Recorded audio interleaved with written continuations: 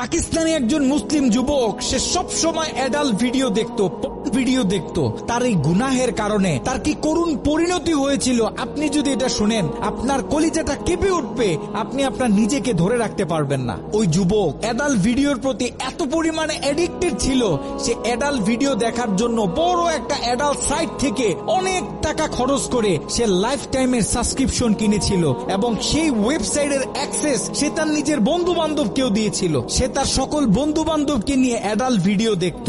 ঘটনাক্রমে একদিন যুবক ভয়ঙ্কর গাড়ি অ্যাক্সিডেন্ট করে মৃত্যুবরণ করলো। তার লাশটা যখন বাড়িতে নিয়ে আসা হলো, এলাকার মানুষ তার লাশ দেখতেছে, অনেকে বলতেছে এই ছেলে তো নামাজ পড়তো, এই ছেলে তো রোজা রাখতো, এই ছেলেটা ভালো ছিল। কিন্তু তার ভিতরে এত ভয়ঙ্কর একটা গুনাহ যে ছিল, এটা তার বন্ধু বান্ধব ছাড়া অন্য কেউ জানতো না।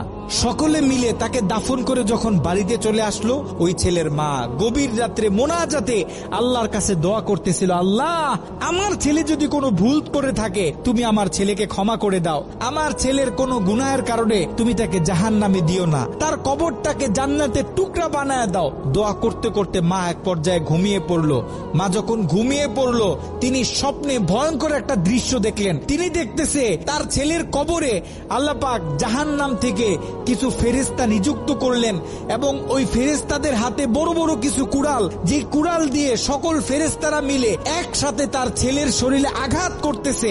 যদি তার ছেলের হাতে আঘাত করে তাহলে হাতটা কেটে দূরে গিয়ে পড়তেছে, যদি পায়ে আঘাত করে তাহলে পাটা কেটে দূরে গিয়ে পড়তেছে। তার ছেলে ভয়ঙ্কর ভাবে চিৎকার দিতেছে। ছেলের ভয়ঙ্কর চিৎকার শুনে মায়ের ঘুম ভেঙে গেল।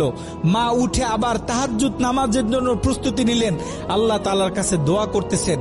দ্বিতীয় দিন গভীর রাতে যখন মা ঘুমিয়ে পড়লেন, তিনি দ্বিতীয় দিন আরো ভয়ঙ্কর চিত্র দেখলেন, যেখানে প্রথম দিন 8 থেকে 10 জন ফেরেশতা দিয়ে আল্লাহ পাক তার ছেলের উপর আযাব দিতেছিলেন, সেখানে দ্বিতীয় দিন 30 থেকে 40 জন জাহান্নামী ফেরেশতারা তার ছেলের উপর আযাব দিতেছিল। তার মা আরো ভয় পেয়ে গেল। তৃতীয় দিন গভীর রাতে ওই ছেলের মা যখন আবার ঘুমিয়ে পড়লো, তৃতীয় দিন তিনি খেয়াল করলেন 50 থেকে 60 জন জাহান্নামী ফেরেশতারা তার ছেলের উপর আযাব দিতেছে, তার ছেলের উপর আক্রমণ করতেছে, তার ছেলে ভয়ঙ্কর ভাবে চিৎকার দিতেছে।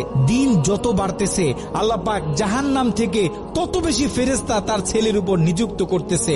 মা ভয় পেয়ে গেলেন, মা ভেঙে পড়লেন। ওই ছেলের মা ছেলের বন্ধুদেরকে একদিন ডাক দিলেন, ডাক দিয়ে বলতেছে, দেখো আমি আমার ছেলের উপর দিয়ে এই ভয়ঙ্কর স্বপ্ন দেখতেছি, তোমরা যাও কোন আলেমের কাছে জিজ্ঞাসা করো যে কেন আমার ছেলের সাথে এমন হচ্ছে। ওই ছেলের বন্ধুরা মিলে পাশের বড় একটা মাদ্রাসায় চলে গেল। ওই মাদ্রাসায় ছিল একজন শাইখুল হাদিস। তার কাছে গিয়ে যখন পুরো স্বপ্নটা ব্যাখ্যা করা হলো, শাইখুল হাদিস